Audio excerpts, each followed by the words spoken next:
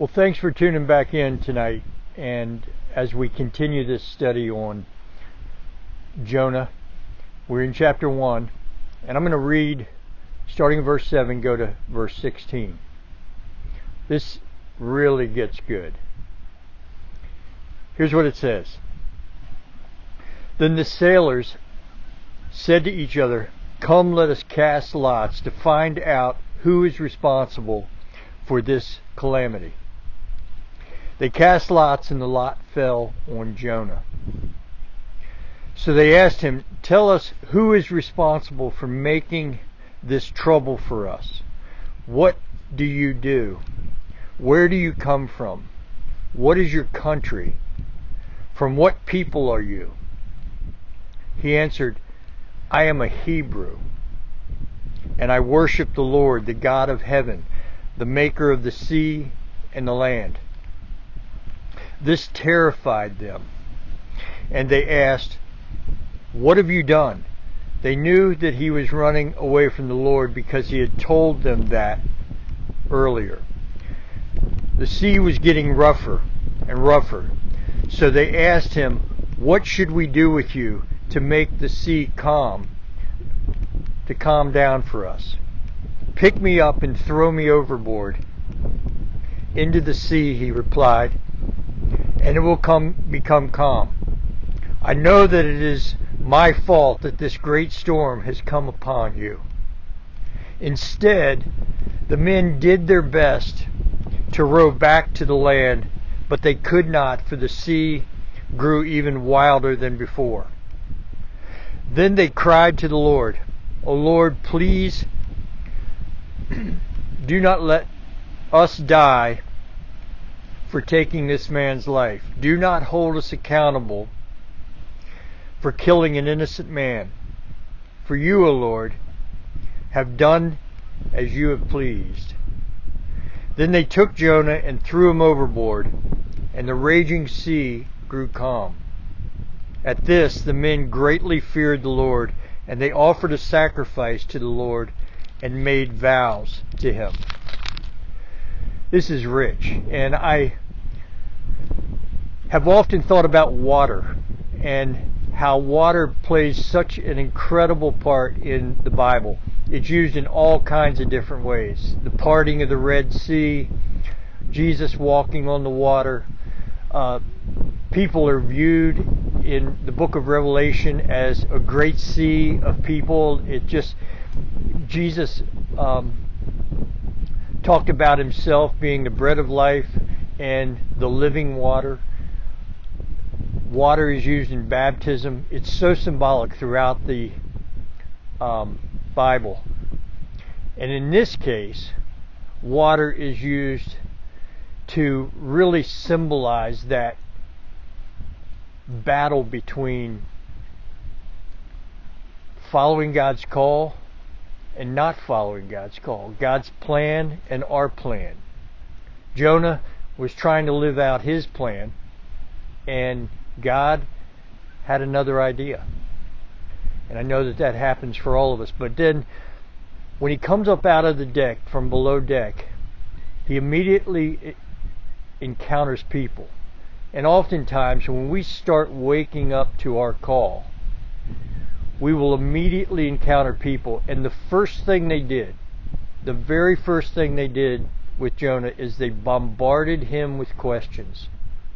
Who are you? Where do you come from? Who are your people? All these questions represent, for a person who is trying to follow their calling, following what God is saying to them and is starting to wake up to it.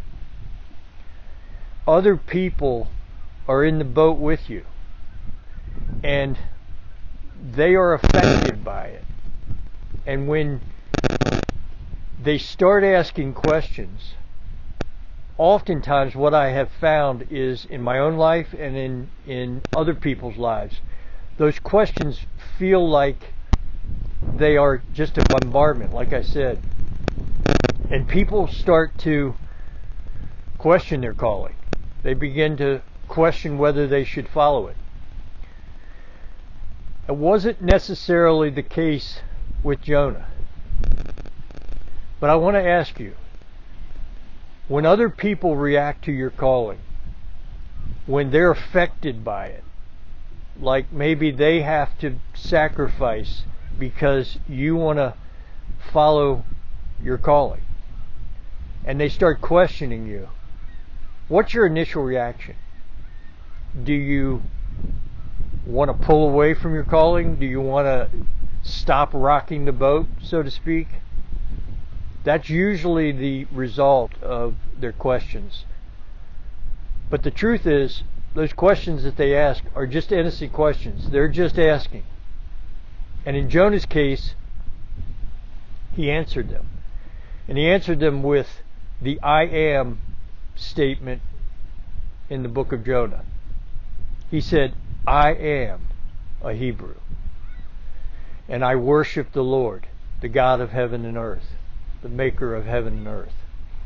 And when we are following our call, we have to, at some point, come to that place where we say, here's who I am.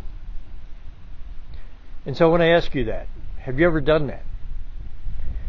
For me, going into ministry, there were a few years where I was saying I could hedge my bets. I knew that I was a pastor, but it felt very unusual to me. And so in my mind, I kind of just said, well, I can always get out of this if I want to. And I kind of hedged my bets mentally to myself.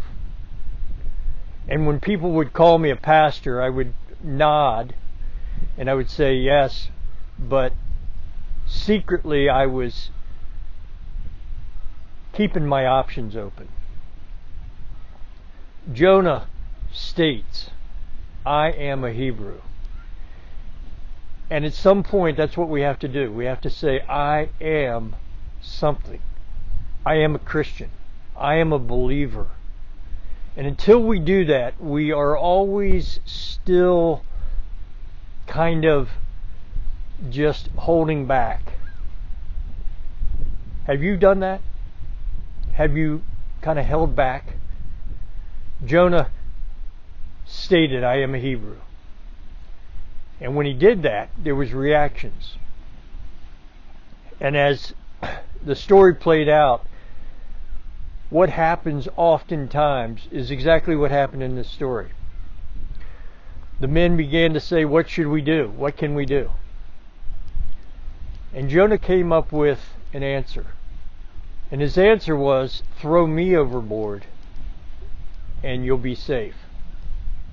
And when we are not following our calling, when we're not taking the Lord's lead, oftentimes we think we are the salvation of somebody or something or something, some situation. And that's never the case. But it often happens when we run from the thing that God is calling us to do. We go back into that, what I said on Sunday, the body, mind, and soul. The body just starts reacting, and we begin to think that we are the solution.